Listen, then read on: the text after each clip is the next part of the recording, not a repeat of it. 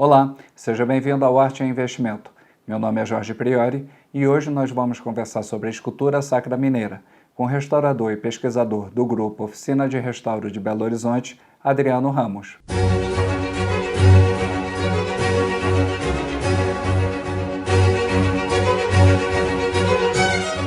Antes de iniciarmos, gostaria de convidá-los a se inscreverem no canal Arte e Investimento. Com relação à entrevista, os temas e os respectivos tempos estarão relacionados na descrição do vídeo. O Arte e Investimento está abrindo espaço para teses de doutorado, dissertações de mestrado e pesquisas institucionais relacionadas à arte.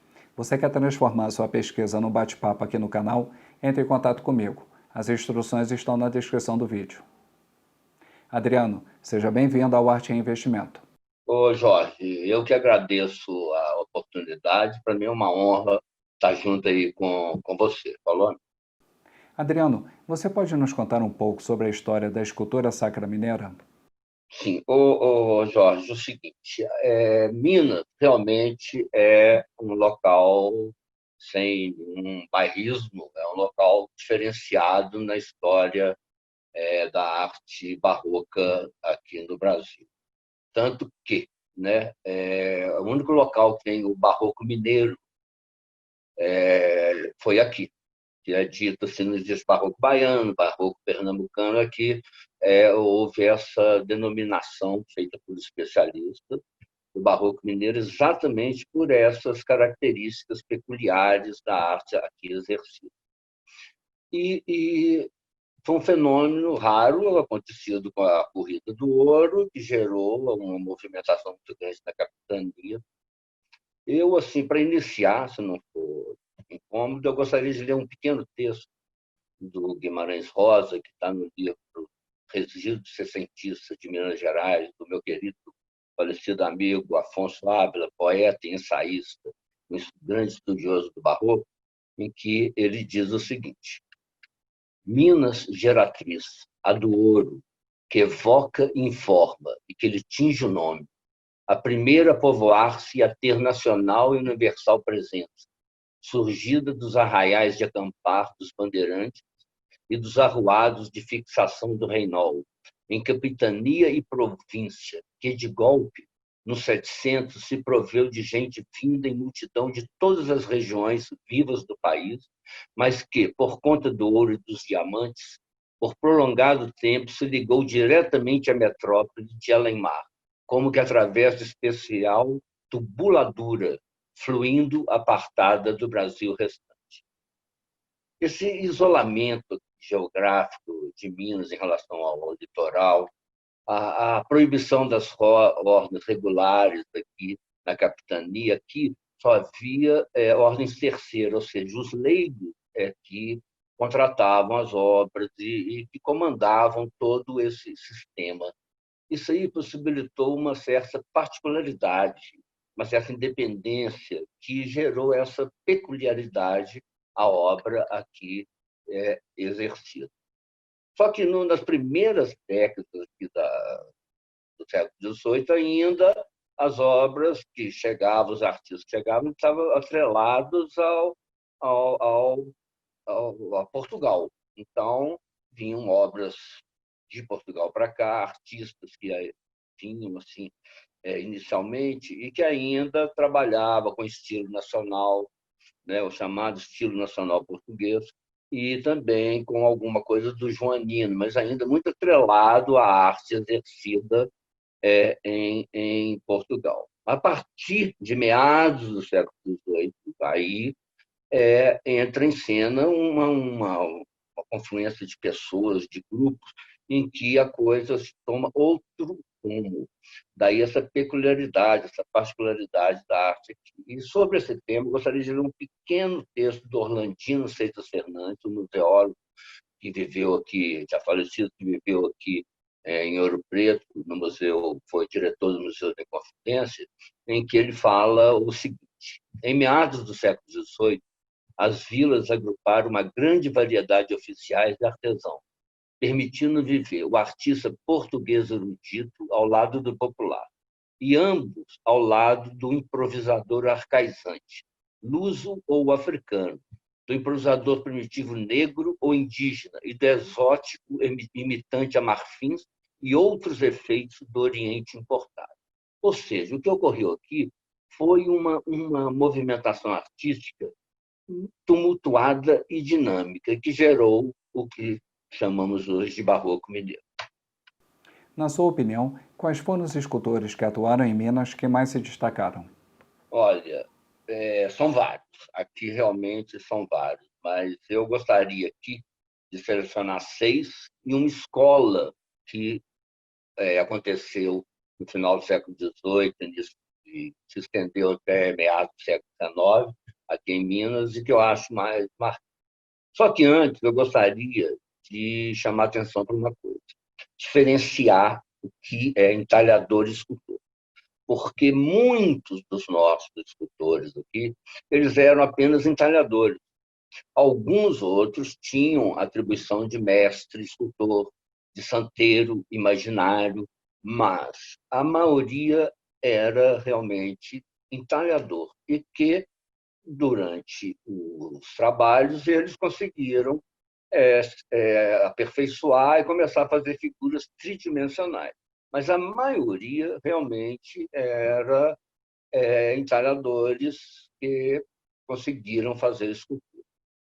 E há um número enorme de entalhadores que os pesquisadores até hoje têm um trabalho vasto pela frente, né? E uma outra coisa interessante é que há muitos anônimos. Nós temos um grande número de obras que são totalmente desconhecidas quem as fez. Isso aí dá um campo muito vasto para estudo. Mas o mais importante, o primeiro mais importante entalhador, escultor, que aqui surgiu, foi o Francisco Xavier de Brito.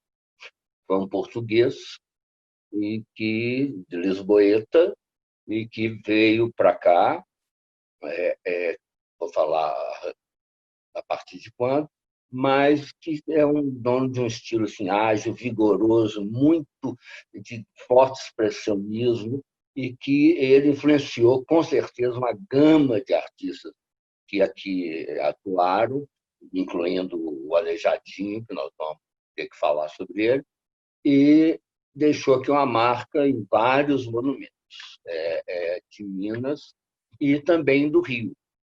E foi onde que ele chegou, a partir de 1726, na Igreja da Penitência, e junto com o outro Manuel de Brito, que não se sabe se era irmão ou parente dele, e que ficou até 1738 trabalhando na Igreja da Penitência, deixou uma obra maravilhosa dentro desse monumento.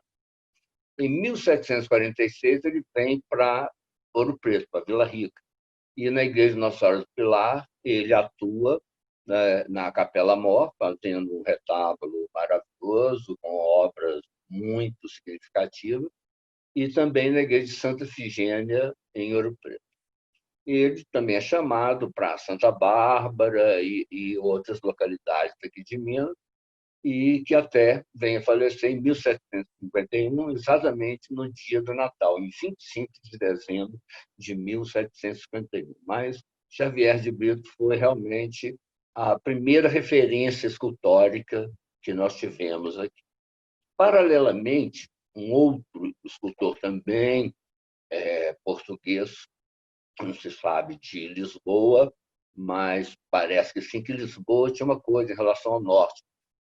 Lisboa predominava pela escultura, enquanto o norte português era mais a coisa decorativa, vamos dizer assim, dos retábulos. A questão antropomorfa era mais ligada à cidade de Lisboa. Então, geralmente, esses escultores que trabalhavam mais as figuras tridimensionais eram oriundos de Lisboa. E o José Coelho de Noronha nasceu em 1704, ele faleceu em 1765 e deixou aqui um legado de obras maravilhoso. Ele foi um fiel seguidor desses italianos, Bernini, o padre André Poço, com toda essa força barroca no seu estilo. E ele também aqui, alguns estudiosos atribuem a ele a primeira manifestação rococó ocorrida em Minas Gerais, na matriz Nossa Senhora da Conceição, em Antônio Bairro, de Antônio Dias, em Ouro Preto, em que há a presença de uma rocalha. E ficou, através disso, desses estudos, caracterizado que ele foi a primeira manifestação rococó. Isso é interessante, porque vê o tanto que a pessoa assim, está ligada ao seu tempo e tem assim, a novidade, né, do movimento artístico em sua obra. E aqui os trabalhos de Noronha estão espalhados por diversas localidades de Minas, como Mariana, Ouro Preto, Santa Bárbara, entre outros. Mas foi em Caeté, de 1758 a 1765, que ele, sendo o responsável pela decoração que teve a participação de Francisco Vieira Serra e Aleijadinho na equipe, o responsável pela decoração interna da igreja, que é de uma exuberância fantástica. Também em São João do Rei, na matriz Nossa Senhora do Pilar, ele deixou uma obra muito significativa, e ainda no convento de Macaúbas, em Santa Luzia. Agora, interessante que na documentação sobre ele foi uma menção ao seu falecimento, que ele morreu de forma trágica. A gente não sabe o que foi. Uma queda de andaime, algum assassinato, mas só para constar aí. Mas o José Coelho de Noronha foi outro artista muito significativo, que, apesar de português, deixou aqui para Minas o seu trabalho. Isso aí é interessante porque parece a independência toda do trabalho, dessa atuação aqui em Minas. Os artistas, mesmo portugueses, eles se soltaram, eles aderiram a esse movimento aqui em Minas. Um outro artista muito importante, e também lisboeta, esse, com certeza, nós encontramos no testamento dele, foi o Francisco de Faria Xavier. Ele, não se sabe a data de nascimento, meados, final, terceiro quartel do século XVIII, XVII, minto, e o falecimento dele foi em 1759, lá em Catas Altas, que é uma cidade aqui próxima a Santa Bárbara. E a obra dele se caracteriza muito pela elegância, pelo refinamento das suas figuras. É realmente um escultor muito refinado. E as primeiras notícias dele aqui em Minas foi exatamente em 1738, mas por uma questão até outra, uma prisão por dívidas. E ele surge mesmo na parte profissional em 1744, em Santa Bárbara, como responsável pela execução da Capela do Santíssimo, da decoração interna, né, da Capela do Santíssimo, da matriz de Santo Antônio, na cidade de Santa Bárbara, como eu falei. Em 1755, ele vai para Catas Altas e assume a matriz a decoração interna da matriz Nossa Senhora da Conceição de Catas Altas. O falecimento de um outro escultor antigo, que não era muito bem quisto a referência a ele, que ele era de pouca fábrica, tudo, e ocorreu o falecimento dele, o Francisco de Faria Xavier assumiu os trabalhos. E ele, apesar de ligado ao estilo barroco, ainda também já começa, nas suas esculturas, em alguns detalhes, a ter essa tendência ao gosto rococó. E a obra, é interessante abrir um parênteses aqui, sobre essa questão da confecção de imagens. Eu tive o prazer de conhecer e conviver com um historiador espanhol de nome Juan José Martín González, em que, em um livro seu chamado Las Claves de la Escultura, ele cita uma coisa muito interessante, que é bom, que às vezes a pessoa fala, mas não está tão perfeita a escultura, mas ele nos ensina uma coisa interessante que eu vou tomar a liberdade de ler aqui. Realismo e abstração se alternam constantemente na evolução artística. O artista pode utilizar o corpo humano só como referência, sem importar-lhe a verossimilhança. O rosto é a região primordial da caracterização, e, de forma genérica, os lábios e boca são os veículos mais importantes para representar o estado de angústia, enquanto as sobrancelhas interferem diretamente nas expressões de riso e assombro e tensão, nesse último caso, quando há acentuado enrugamento entre as. E mais, que os olhos são responsáveis pela espiritualidade, ou seja, as janelas da alma. Formatos de unhas e orelhas remetem o espectador à personalidade do retratado ou do próprio escultor. A indumentária e a cabeleira indicam a caracterização social da figura. Pois é, Francisco Faria Xavier foi mestre de outro grande Francisco, há vários Franciscos. É o Francisco Vieira Serra, e até que muitas das obras do Francisco de Faria Xavier são erroneamente atribuídas a Serra, que é o próximo escultor que a gente vai ter aqui. Inclusive, neste ano, está sendo comemorado o tricentenário de nascimento de Francisco Vieira Serra. Ele nasceu na freguesia de Sampaio de Eira Vedra, Concelho de Vieira, comarca de Guimarães, arcebispado de Braga, em Portugal, em 1720. Ele faleceu em 1811, aos 91 anos, portanto, em São Domingos do Prata. Ele, os servos, iniciou seu aprendizado ainda em Portugal com o padrinho dele, chamado Francisco da Torre, num local chamado Torgueda, e em 1753, portanto, aos 33 anos, ele surge em Minas como entalhador, trabalhando para Francisco de Faria Xavier, em Catas Altas do Mato. E com o falecimento do Xavier, ele assume as obras de Catas Altas. Também ele participa, né, das obras em Caeté, com José Coelho de Noronha, e também em Pitangui. Mas entre 1750 e 1770 e 1775 é que ele vai realmente se libertar e ser considerado como mestre. E havia isso, às vezes o oficial era um seguidor de outro, um auxiliar de outro.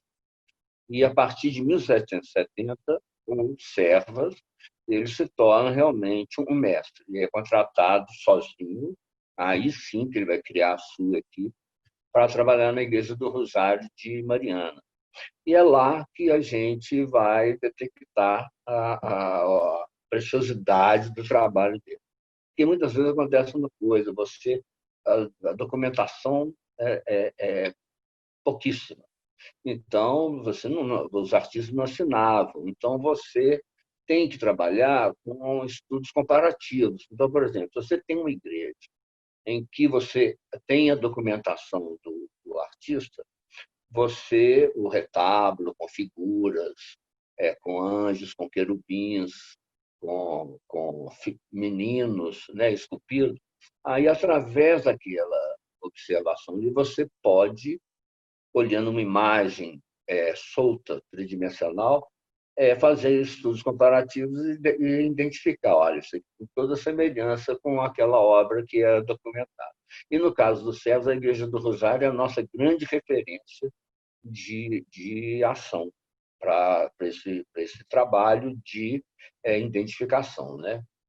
Então, foi na Igreja do Rosário que a gente tem essa referência. Ele, além depois foi para outros lugares, mas ele, em 1793, ele compra uma fazenda em São Domingos do Prata, onde ele faleceu, que é perto de Nova Era, e ali ele começa a vender trabalhos, vamos dizer assim, né? A contratar serviços em que os retábulos, em modos, eram transportados pelos locais. Ele não tinha que fazer a obra exatamente naquele local. Então, por exemplo, Sabará, em Nova Era, ele mandava, media-se o espaço, mandava, por exemplo, a parte inferior, depois a parte do meio, a parte do coroamento superior, e mandava essas peças através de carroças, carros de boi eram o meio de transporte da época. Então, nisso aí, ele ganhou uma obra, uma concorrência do Aleijadinho de Sabará, na Igreja Nossa Senhora do Carmo, em que os 3 retábulos foram transportados para lá. E ele teve uma marca, né, registrada no seu trabalho, que é a famosa arbaleta, que é um elemento sinuoso, de perfil sinuoso, em que arremata os coroamentos dos retábulos. E virou a marca registrada do Francisco Vieira Serra. Nas imagens dele, uma outra característica muito interessante é uma vírgula no cabelo, sobre a testa, e ainda uma coisa muito perceptível é que a largura da boca, das narinas e dos olhos são as mesmas. Isso aí são uns que a gente chama cacuetes, que a gente identifica a escultura de determinado artista. Em 2020, através do Instituto Cultural Flávio Gutierrez, com a Ângela Gutierrez, nós lançamos um livro que é denominado sobre ele, denominado Francisco Vieira Serras e o Ofício da Escultura nas Capitanias das Minas do Ouro. O livro, infelizmente, está esgotado, mas em breve pretendemos aí reeditá-lo. Outro artista muito importante no cenário das artes de Minas, e pouquíssimo conhecido, mas muito pouco conhecido, chama-se Luiz Pinheiro. Eu gostava que na historiografia mineira, né, há muitas publicações, tudo, e realmente o Luiz Pinheiro ele é um artista que a gente não sabe nem se ele era brasileiro, português, imagino que português, mas ninguém sabe. Não se sabe a data de nascimento nem de falecimento. Ele evaporou por aqui. Mas em algum pequeno espaço a gente conseguiu a documentação, né, sobre a atuação dele, e ele foi um artista de muita importância e pouquíssimo estudado. Ele que nós estamos, com o Francisco de Xavier, tentando lançar um livro sobre os dois. Mas ele, em 1776, ele recebe, né, honorários para execução do retábulo maior da Igreja de Nossa Senhora, na Igreja de São Francisco de Assis de Mariana. E é um retábulo muito significativo, já totalmente inserido no estilo rococó, e onde tem um Cristo também que atribui-se a ele, porque geralmente quem fazia esse retábulo também fazia as imagens principais desses retábulos. E esse Cristo, nós vamos ver mais na frente, ele é de uma importância muito grande para um outro estudo que vai ser o que nós vamos falar aqui do mestre de Ipiranga. E também em São João do Rei, ele vem fazer um outro em São Francisco de Assis também, vem fazer a decoração interna da referida igreja, e o altar-mor, executado por ele, tudo documentado, o risco era do Aleijadinho. E interessante que todas as obras do Pinheiro, do Luiz Pinheiro, elas têm alguma semelhança com as obras do Aleijadinho. Eles, em 1777, né, quando ele estava em Mariana, há um outro documento em que ele está numa igreja em Ouro Preto, Nossa Senhora das Mercês, onde, por acaso, o Aleijadinho também estava trabalhando. Não há menção que eles estivessem trabalhando juntos, mas só de estarem juntos já é uma coisa significativa. E, recentemente, foi encontrado um documento aqui, através do promotor aqui, em Piranga, um recenseamento em que ele estava em Piranga em 1782, e nesse recenseamento ele constava como um entalhador. E daí aqui nós temos uma teoria que ele, junto com mais outros 2 portugueses, pai e filho, José de Meireles Pinto e Antônio de Meireles Pinto, tenham sido os responsáveis pela obra de mestre de Ipiranga, como chamado, que eu vou explicar agora nessa mais à frente. Quando você não tem, por exemplo, uma documentação referente a um autor numa região, geralmente a gente coloca assim, o mestre do local tal. Então, Piranga, né, o Vale do Piranga, situado aqui ao sul da cidade de Ouro Preto, Mariana, houve essa escola, né, um ateliê muito significativo, de característica um pouco popular, em que não se sabe até hoje quem foram esses artistas. E a gente tem estamos estudando e levantando a possibilidade de ter sido o Luiz Pinheiro, esse artista, junto com esses dois portugueses, os Meireles Pintos, que eu citei.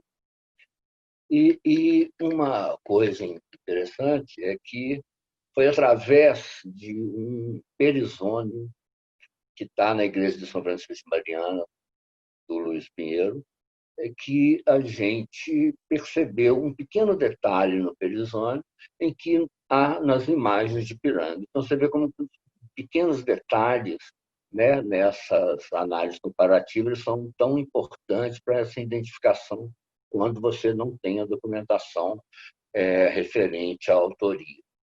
E essas obras de Piranga, eu imagino que ele tenha se aliado a esses dois portugueses, que eram, simbolizam uma escultura mais rude, e a parte mais refinada e elegante dessas esculturas ficava a cargo do Luiz Pinheiro.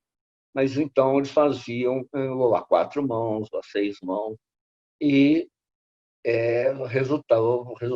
acabou resultando nessas obras de Piranga, que são muito características, elas têm uns lares expressionistas muito fortes, elas têm uma parte certa, bem rudimentar, e os caracteriza-se pelos ombros largos, os olhos esbugalhados, umas aberturas no planejamento assim, ovais, que parece que eram escultores de pedra, que para dar um efeito forte para o planejamento, faziam coisas ogivais, circulares. Assim.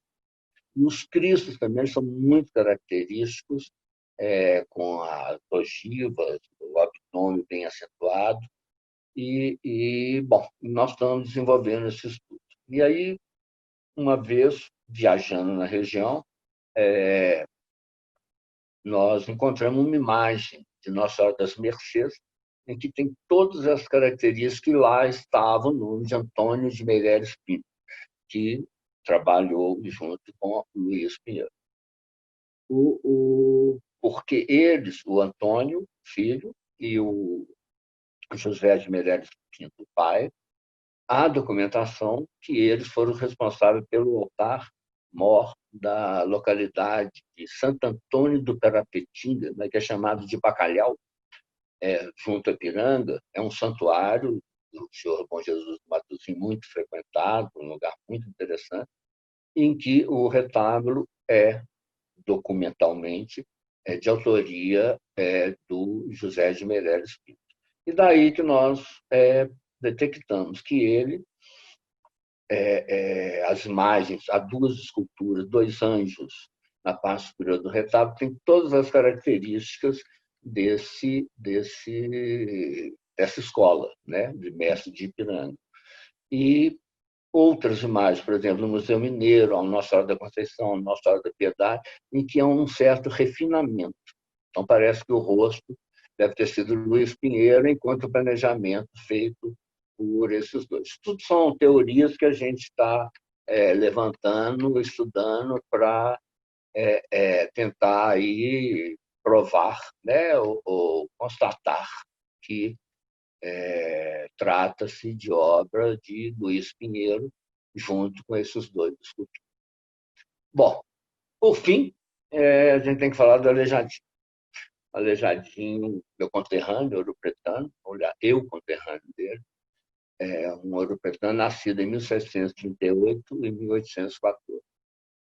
E a fortuna crítica em torno da vida e obra do Aleijadinho fora de dúvida, a mais completa e significativa, se comparada com outros artistas, ou mesmo com outros personagens da historiografia mineira, pois há muitos estudos, vários estudos. Então, para não me ater aqui sobre a obra do Aleijadinho, eu gostaria de ler algumas coisas. Uma é porque o Germain Bazin, que foi diretor do Museu do Louvre, ele falou sobre o Aleijadinho no livro, fez um livro, né, o Aleijadinho, a escultura barroca no Brasil. Ele fez um comentário assim, que eu acho de extrema importância e significado assim, para o que é o Aleijadinho no contexto internacional. Ele diz o seguinte: nos últimos anos do século galante, no momento em que a Revolução Francesa toma a Europa de assalto, num país perdido do outro lado do Atlântico, um mestiço paralítico das mãos produz essa obra sublime, a última aparição de Deus evocada pela mão do homem. E foi através, né, há 2 anos, não sei quando atrás, eu escrevi um artigo sobre o Aleijadinho, que foi publicado, né, no seu blog, e eu vou tomar a liberdade de lê-lo aqui, tá? Porque eu acho que fica bem melhor do que eu discorrer sobre a obra do Aleijadinho. Então, peço licença aqui para lê-lo. Parece-nos inevitável que nas minas setecentistas surgisse alguém nativo desse território que assimilasse com toda a vitalidade o ofício da escultura e da tala. O ambiente propiciava o surgimento de talentos. Havia constantes trocas de informações entre os personagens envolvidos na produção artística das decorações dos interiores dos templos, em um cenário de variadas aptidões estéticas executadas por oficiais das mais diversas localidades e cujos canteiros de obra funcionavam como verdadeiras escolas profissionalizantes. E mais inevitável ainda, se esse alguém, além de possuir desde criança o dom para o desenho e para o trabalho na madeira, fosse nada mais, nada menos do que o filho do construtor, responsável por vários monumentos religiosos, Manuel Francisco Lisboa, homem de confiança da coroa portuguesa. E foi assim, em meio a esse fenômeno histórico da arte produzida em uma determinada época, em um determinado local de extrema fertilidade econômica e artística, que nasce esse artista cuja trajetória se desenha à maneira de outros gênios surgidos em tempos passados na Europa, como foram os casos de Miguel Ângelo e de Leonardo da Vinci. Então, você vê, né, o Aleijadinho comparado, né, a mestres internacionais.